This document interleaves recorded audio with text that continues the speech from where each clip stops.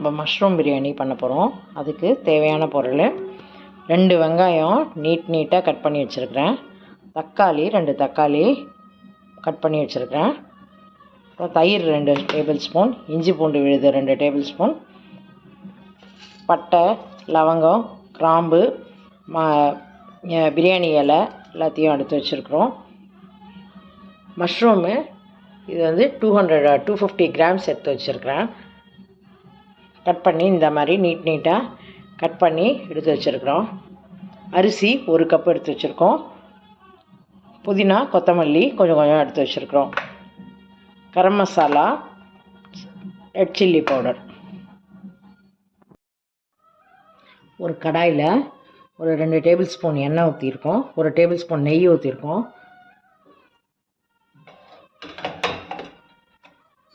அதில் இப்போ நம்ம தாளிக்க வேண்டியதெல்லாம் பட்டை, லவங்கம், கிராம்பெல்லாம் போட்டு கொஞ்சம் வதக்கிக்கலாம்.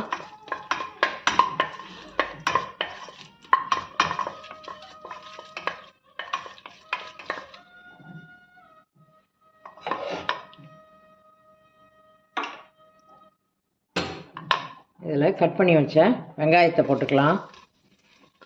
அதையும் நல்லா ஒரு டிரான்ஸ்பரண்ட்டாக கொஞ்சம் வதக்கிக்கலாம். இந்த அளவுக்கு வதக்கிட்டு ஒரு டேபிள் ஸ்பூன் இஞ்சி பூண்டு பேஸ்ட் போட்டுக்கலாம்.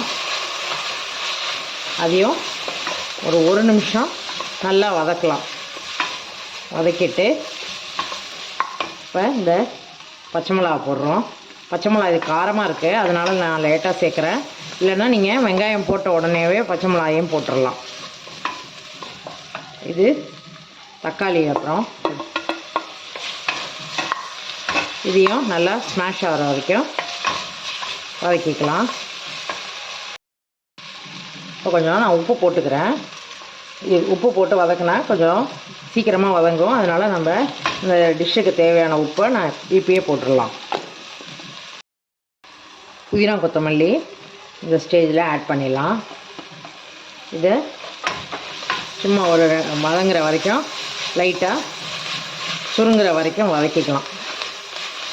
வதக்கிட்டு சுருங்கிடுச்சு.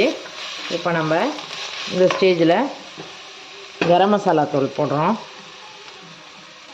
2 டேபிள் ஸ்பூன் கரம் மசாலா தூள், 2 table spoon red chilli powder போட்டிருக்கேன். நம்ம பச்சை மிளகா ஆட் பண்ணதுனால சில்லி பவுடர் கம்மியாக போட்டுக்கலாம். இது காஷ்மீர் ரெட் சில்லி, அவ்வளோ காரமாக இருக்காது. அதனால் நம்ம ஒரு 2 டேபிள் ஸ்பூன் ஆட் பண்ணிக்கலாம்.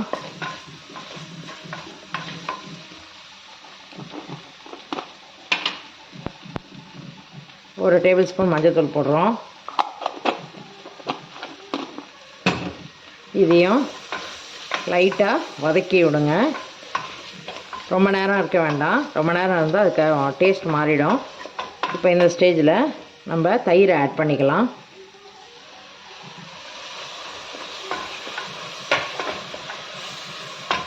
இப்போ இதை நம்ம இந்த மாதிரி இதை வந்து இதில் மஷ்ரூம் போட்டு அப்படியே கூட நம்ம கிரேவியாக கூட யூஸ் பண்ணிக்கலாம். இதை வந்து ரைஸ்க்கு நம்ம எடுத்துக்கிறோம்.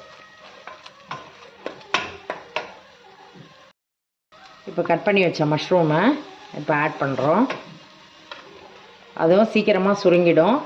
அதனால் 2 நிமிஷம்தான் வதக்கிட்டு இதை 2 நிமிஷம் வதக்கி விட்டால் போதும். இப்போ நம்ம இந்த அரிசியை ஆட் பண்ணிடலாம். இது ஒரு அரை மணி நேரம் ஊற வச்சோம். 1 கப் ரைஸு. இதையும் இதிலே ஆட் பண்ணிடலாம்.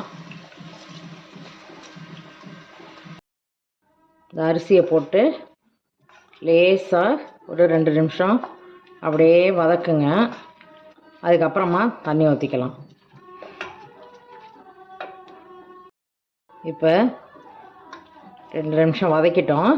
வதக்கிட்டு இப்போ இந்த டிஷ்ஷுக்கு தேவையான தண்ணி ஊற்றிக்கலாம். நான் 1 கப்புக்கு 2 கப்பு தண்ணி ஊற்றிருக்கேன். அதை அப்படியே எடுத்து இப்போ தண்ணி ஊற்றி நம்ம நல்லா கொதிக்க வைப்போம்.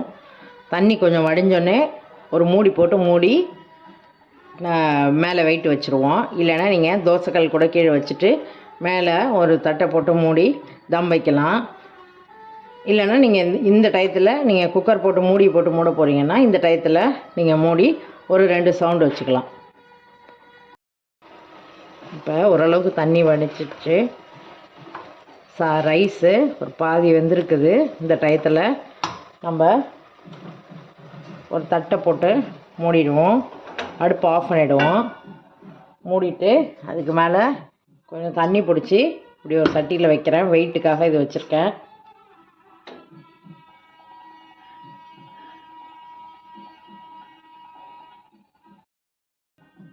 இப்போ நம்ம ஒரு 20 நிமிஷம் ஆயிடுச்சு. இப்போ நம்ம இதை எடுத்துடலாம். ஓப்பன் பண்ணி பார்க்கலாம் எப்படி இருக்குன்னு.